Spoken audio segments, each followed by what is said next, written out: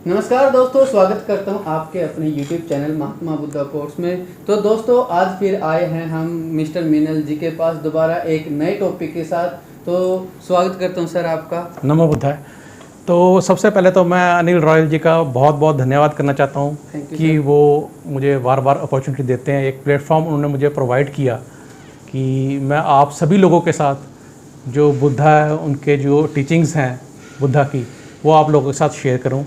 तो आज जो हम अनिल रॉयल जी साथ बैठे हुए हैं, आज मैं बताना चाहूँगा द बुद्धा के ट्रैवल के बारे में बताना चाहूँगा कि उन्होंने कहाँ कहाँ अपना टाइम डिवोट किया।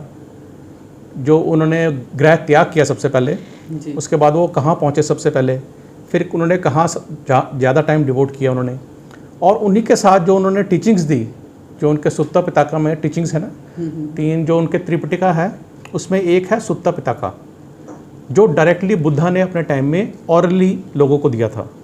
तो उनके बारे में कुछ शॉर्ट स्टोरीज हैं, उनके बारे में हम डिस्कस करेंगे। बिल्कुल सर।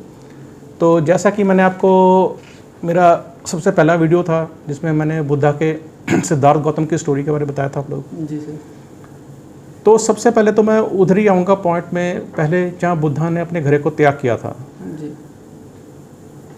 बुद्धा ने जब गृह को त्याग किया तो सबसे पहले वो पहुँचे नेपाल से मगध राज्य में।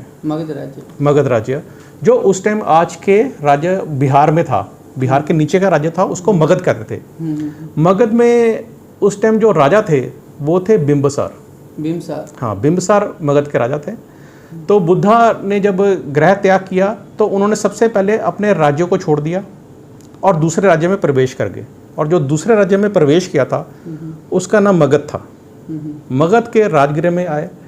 तो जैसे ही वो आए, उन्होंने अपनी एस्टिक जीवन चालू करी उन्होंने, ठीक है ना, अपना ध्यान देना शुरू किया। तो उनके सबसे पहले जो गुरु थे, जो सबसे पहले जो आश्रम में पहुंचे, जिस आश्रम में, उनके सबसे पहले गुरु थे अलारा क्लामा। तो इनिशियल प्रैक्टिस मेडिटेशन की, ध्यान की, उन्होंने अलारा क्लामा से ली। तो उनके आश्रम में रहे। तो उन्होंने बहुत सारे व्रत और अपना जो एक सन्यासी की ज़िंदगी होती है वो जीनी शुरू करी, और मेडिटेशन और योगिक प्रैक्टिसेस अपनी शुरू करी। इन बिटवीन क्या हुआ कि बिंबिसार जो वहाँ के राजा थे, उनको पता लगा कि एक राजकुमार अपना घर छोड़कर उनके राज्य में आया और वो एक सन्यासी का जीवन व्यतीत कर रहा। तो बिंबिसार जी एकदम से उनके आश्रम में पहुँचे। उन्होंने मुलाकात करी बुद्ध भगवान से। उन्होंने कहा, आप राजकुमार हैं इतने बड़े कपिलवस्तु के, तो आप यहाँ सन्यासी के रूप में रह रहे हैं, तो आप कैसे कष्ट में, आपको उन्होंने ऑफ़र किया उनको लग्जूरियस प्लेस कि आप वहाँ के रहे वहाँ। तो उन्होंने, बुद्ध भगवान ने उनका एकदम से मना कर दिया। कहता, नहीं, मैं सत्य की खोज में निकला हूँ, और जब तक मैं इस सत्य की खोज को पा नहीं लेता तब तक मैं किसी तरह का कोई भी लग्जूरियस या शाही ठाट नहीं एक्सेप्ट करूँगा। लेकिन बिंबिसार ने उनको निवेदन किया कि महाराज, जब आपको सत्य का मार्ग मिल जाए तो आप मुझे जरूर बताएंगे। तो ये प्रॉमिस बुद्ध भगवान ने बिंबिसार से किया, और उन्होंने अपनी प्रैक्टिस को कंटिन्यू रखा। अलारा कामा से जब उन्होंने यौगिक सारी क्रियाएं सीख ली, यहाँ मैं ये बताना चाहूँगा कि 29 साल की एज में उन्होंने घर छोड़ दिया था। ही वॉज एट 29 साल की उम्र थी, उस वक्त उन्होंने घर छोड़ दिया था। तो उसके बाद उनके दूसरे आश्रम में वो प्रवेश किया उन्होंने। तो वहाँ उनके गुरु थे उदक रामपुत्र। तो उनके पास उन्होंने डीप मेडिटेशन की ट्रेनिंग ली। जब उन्होंने डीप मेडिटेशन की ट्रेनिंग लेनी शुरू करी, उन्होंने व्रत रखे जो होते हैं उस सन्यासी के, सारे रिचुअल्स को फॉलो किए। उनके कुछ कुलीग्स भी बन गए, 5-6 उनके दोस्त भी बन गए, 5 जो ब्राह्मण थे, प्रैक्टिस कर रहे थे, वो भी उनके दोस्त बन गए बुद्ध के।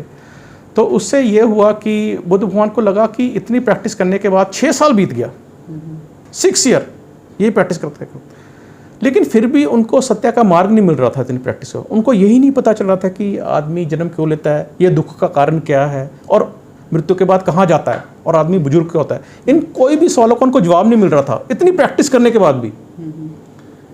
तो महात्मा बुद्ध ने, जैसे मैंने पहले भी अपने वीडियो में बताया, तो उन्होंने खाना पीना तक छोड़ दिया था। जैसे मैंने बताया, उनका शरीर कांटे की तरह हो गया था। हड्डियां ऐसे दिखने लग गई थी कि आप अगर यहाँ उंगली टच करो उनके पेट में तो रीढ़ की हड्डी में टच हो जाता था, इतनी कमजोरी हो गई थी। तो उसके बाद महात्मा बुद्ध बौद्ध गया गए, वहाँ एक बौद्धि वृक्ष है उसके नीचे बैठे बौद्ध गया में। तो उनके साथ वो जो उनके 5 साधु सन्यासी मित्र थे वो भी साथ चले गए उनके साथ। तो वहाँ जब बैठे तो बुद्ध को लगा कि जैसे बोधि वृक्ष के नीचे वहाँ बैठ के, तो वहाँ एक सुजाता नाम की लेडीज थी। She belongs to tribal family, जो होते ना आदिवासी टाइप के लोग, इस तरह की वो लेडीज़ थी। तो उन्होंने, उनका एक रिचुअल होता था उस लेडीज़ का कि वो एक फॉरेस्ट जो वृक्ष होता था, फॉरेस्ट वृक्ष कहते थे उसको, तो वो पूजा करते थे, उनको ऑफरिंग करते थे खीर की, उनको एक अच्छा पति मिले और उनका घर सुख सुविधा से चले।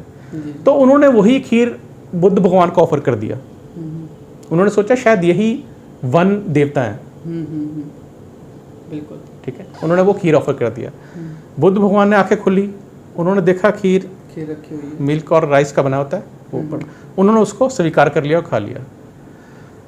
तो जो उनके साथ 5 सन्यासी थे, उन्होंने कहा था कि बुद्ध भगवान तो बैठे थे बोधि वृक्ष के नीचे कि बस अब कुछ नहीं लेंगे, कुछ नहीं खाएंगे जब तक ज्ञान प्राप्त ना हो जाए, ज्ञान प्राप्त ना हो, सच्चाई जिंदगी की नहीं पता लग जाए तब तक कुछ लेंगे नहीं। जी।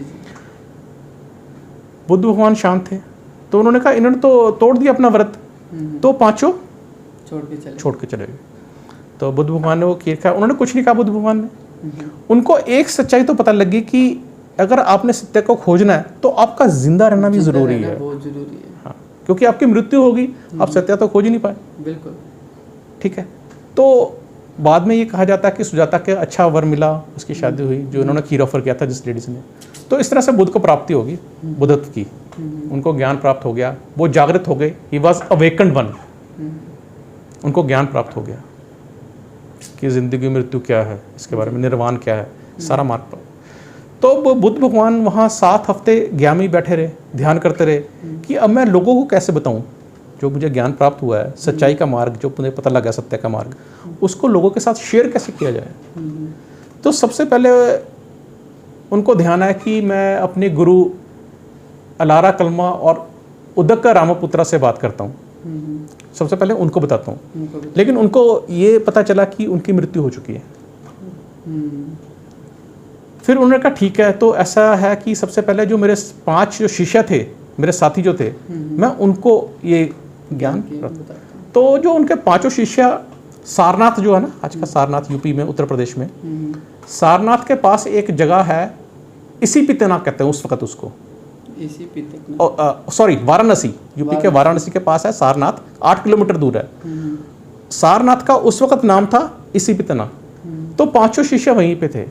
तो बुद्धा ने जो अपना पहला धर्म उपदेश जो दिया, फर्स्ट सरमन, पहला, जिसे धर्म प्रवर्तन चक्र भी कहते हैं, बहुत फेमस है धर्म प्रवर्तन चक्र, that was his first sermon deliverance, जो उन्होंने अपने 5 शिष्यों को दिया था ये, जिसमें उन्होंने जिंदगी की सच्चाई और निर्वाण का मार्ग उनको बताया था। जो उन्होंने डिलीवर किया था उसको हम 4 आर्य सत्य कहते हैं और अष्टांगिक मार्ग। इसके बारे में उन्होंने सबसे पहले सरमन इन 5 शिष्यों को दिया था। तो that was the first sermon Buddha का था। तो मैं जो ये 4 आर्य सत्य, जिसे 4 नोबल ट्रूथ कहते हैं और 8 फोल्ड्स, इसे फिलॉसफी ऑफ बुद्धिज्म भी कहते हैं, इसके बारे में बाद में बात करूंगा। जी, तो thank you so much sir, बहुत बहुत आपका धन्यवाद। तो दोस्तों नेक्स्ट वीडियो में हम लेके आ रहे हैं महात्मा बुद्ध की सच्ची और अच्छी कहानियाँ, जिसमें मिनल जी अपने शब्दों में बताएंगे कि महात्मा बुद्ध ने कैसे बड़े आसान तरीके से लोगों को ज्ञान देते थे, कैसे लोगों को समझाते थे। तो नेक्स्ट वीडियो में बने रहिए। तो thank you so much, love you all.